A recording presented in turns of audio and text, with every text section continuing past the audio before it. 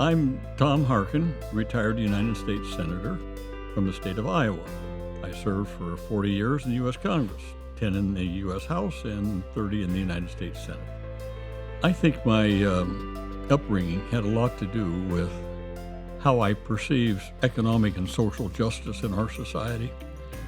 I had an older brother who was deaf. I saw how he was discriminated against in his life, in education, in social interaction, in employment. I said if I could ever get in a position to do something about it, I was going to do something. Well, I was elected to office, and I was able to do something about it. So that's sort of guided me through my House and Senate career, fighting for human rights, fighting for better justice for people that maybe were discriminated against, but especially when it came to disability, remembering my brother.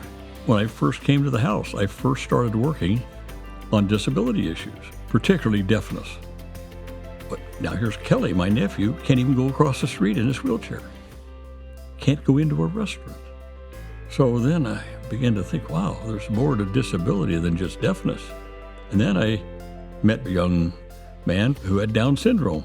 Then I got to thinking, wait a minute, how about intellectual disabilities, developmental disabilities? So all of these things started evolving in the 80s for me. And that's what led me then to become very much involved in a broad civil rights bill. And that's what became the Americans with Disabilities Act. I've often felt, even when we were developing the Americans with Disabilities Act, that people with disabilities needed to work. Not in a substandard job, not in a, quote, disability job, but in competitive integrated employment, where they work right alongside anybody else and make the same money and the same wages, the same benefits, fully integrated. There was a study done a few years ago that showed that companies that had people with disabilities oftentimes outperform. I am so enthused about what is now happening with human resources.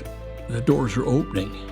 Now, more and more CEOs are beginning to figure it out, and they're letting HR do its real job, which is find the best qualified people, regardless of whether they are able, disabled, or whatever they are. Just find the most qualified people. And that is the fulfillment, to me, of Title I of the Americans with Disabilities Act.